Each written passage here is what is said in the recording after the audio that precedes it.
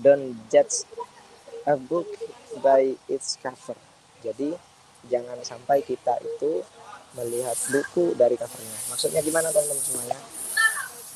Maksudnya itu ketika kita menilai seseorang jangan sampai kita hanya melihat kepada covernya saja. Mungkin ada orang yang berpenampilan buruk, tidak sesuai, tidak gaul, tidak nicis, tidak keren, orangnya bau, nggak wangi, orangnya berantakan. Belum tentu itu orang yang jelek. Bisa jadi dia lebih mulia daripada kita, teman-teman semuanya. Dan belum tentu juga ada orang yang berpakaian baik, rapi, orangnya ganteng atau cantik, masya Allah sudah ya. Belum tentu dia juga bukan orang yang baik. Jadi kita diberitakan oleh Allah Subhanahu wa taala untuk selalu husnudzon kepada semua makhluk, kepada sesama manusia umpamanya, karena perilaku ihsan kita terhadap manusia teman-teman ialah dengan cara husnudzon. Husnudzon itu entah prasangka kita baik kemudian jadi buruk, hasilnya buruk, kita husnudzon kepada orang, kemudian orang yang kita husnudzon itu ternyata orang yang jelek, itu baik daripada kita suudzon lalu terjadi benar-benar ternyata orang itu jelek, kita berprasangka jelek ternyata orang itu benar-benar jelek. Itu masih lebih baik kita husnudzon kepada orang walaupun prasangkanya salah. Paham ya teman-teman? Jadi dicatat, lebih baik husnudzon walaupun prasangkanya itu salah daripada suudzon walaupun prasangkanya benar. Itu dicatat ya teman-teman semuanya. Dan itu juga salah satu dawuhnya Kiai Haji Mas Nawawi, pengasuh Pondok Pesantren Sidogiri, Pasuruan, Jawa Timur, ya teman-teman. Allahumma sholli alaihi. Teman-teman semuanya, don't judge a book by its cover. Jangan sampai kita itu melihat orang dari sampulnya. Ada buku lusuk ya, kotor karena udah lama nggak dipakai, tapi isinya kadang bermanfaat. Ada buku yang sampulnya baik, ada buku yang sampulnya bagus, menarik perhatian, tapi isinya kadang nggak bermanfaat sama sekali.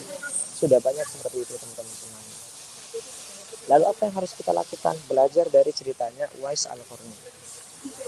Uwais Al-Qarni ini adalah orang yang mengabdi kepada orang tuanya, yang selalu beliau itu mengikuti dauh-dauh ibunya. Karena suatu ketika Uwais Al-Qarni ini pernah ingin berjumpa dengan Rasulullah Shallallahu Alaihi Wasallam, minta izin kepada ibunya, lalu ibunya berpesan karena waktu itu ibunya sakit-sakitan teman-teman semuanya. Kata Uwais Al-Qarni, kata ibunya, kamu boleh pergi ke Rasulullah ke Madinah karena Uwais Al-Qarni ini rumahnya di Yaman teman-teman, lalu mau ke Madinah dengan jarak berapa mil, ribuan mil ya teman-teman semuanya. Lalu beliau izin kepada ibunya. Ibunya mengizinkan, tapi apa kata ibunya? Jangan lama-lama karena ibu di sini sakit-sakitan, nanti siapa yang ngurus ibu katanya. Akhirnya berangkatlah. Kemudian ketika sudah sampai di dalamnya Rasulullah, gak jumpa sama Rasulullah, gak bertemu dengan Rasulullah karena Rasulullah waktu itu sedang berada di medan perang. Lalu beliau berpamitan kepada Sayyidah Aisyah radhiyallahu anha, lalu kembali lagi karena apa? Tidak ingin menyakiti hati ibunya. Dan ibunya sedang butuh kepada Uwais Al-Qarni karena ibunya lagi sakit-sakitan. Itu yang pertama. Saking ngabdinya Uwais Al-Qarni sama ibunya, walaupun dia nggak bertemu dengan Rasulullah, dia rela pulang kembali lagi dengan tangan hampa demi untuk memenuhi keinginan ibunya.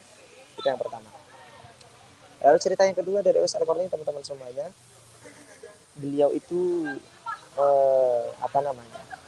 Ibunya pengen haji. Ibunya itu pengen berangkat haji. Lalu karena Uwais Al-Qarni ini orang tidak mampu, pakaiannya lusuh, orangnya itu punya penyakit kulit, dan juga Al-Qarni ini seperti orang gelandangan, seperti orang yang gimana kalau kita lihat orang gelandangan di pinggir jalan ya seperti itu teman-teman. Lalu apa kata Uwais Al-Qarni? Ibu, ayo kalau mau haji saya gendong jenengan dari Yaman ke Mekah.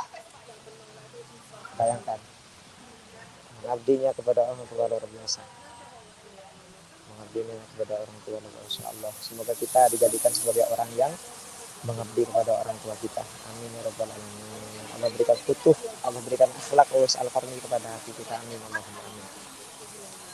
Lalu apa yang terjadi? Karena ibunya pengen naik haji, digendonglah ibunya dari Yaman ke Mekah. Dari Mekah ke Yaman. Jadi dari Yaman digendong ibunya ke Mekah, ditawaf, habis itu sa'i, semuanya digendong oleh Uwais Al-Qarni ibunya. Habis itu dari Mekah ke Yaman digendong lagi. Saya tuh teman-teman semuanya dari Madinah ke Mekah itu kemarin ketika umrah itu sekitar 6 jam lebih itu naik bis ya, cepet. Dulu nggak ada bis dan Uwais Al-Qarni ini nggak ada kendaraan apapun dulu itu, cuma ada onta pada masa itu sama kuda, ibunya digendong, apalagi dari Yaman yang jaraknya lebih jauh daripada Madinah ke Mekah. Bayangkan berapa hari dia menggendong ibunya hanya ingin memenuhi kebutuhan ibunya. Sallallahu alaihi wasallam.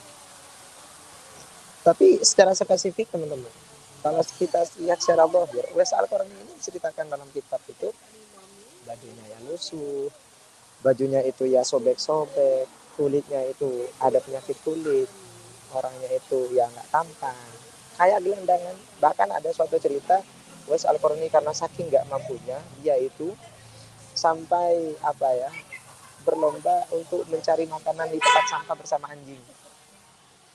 Gitu. Lalu anjing itu menggonggong kepada Uwais Al-Qarni. Lalu apa kata Uwais Al-Qarni?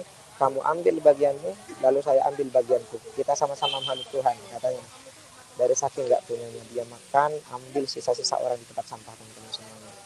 Masya Allah. Tapi apa? Di balik semua itu, ketika Rasulullah SAW satu itu berpesan, suatu saat berpesan kepada Sayyidina Ali radhiyallahu anhu, karamallahu wajhah, dan juga kepada Sayyidina Umar radhiyallahu anhu. Umar bin Khattab. Ya Umar, ya Ali, cari orang yang namanya Uwais Al-Qarni. Cari orang yang namanya Uwais Al-Qarni. Uwais Al-Qarni itu orang yang jauh dari ketenaran dunia, yang tidak dikenal di dunia, tapi terkenal di langit. Kamu minta doa nanti sama Uwais Al-Qarni. Dia orang soleh, dia wali. Kamu minta doa nanti agar diampuni dosa-dosamu oleh Allah SWT. Minta ampunan kepada Allah lewat Uwais Al-Qarni. Rasulullah mencintainya, Allah mencintainya. Kata siapa? Kata Nabi Muhammad SAW.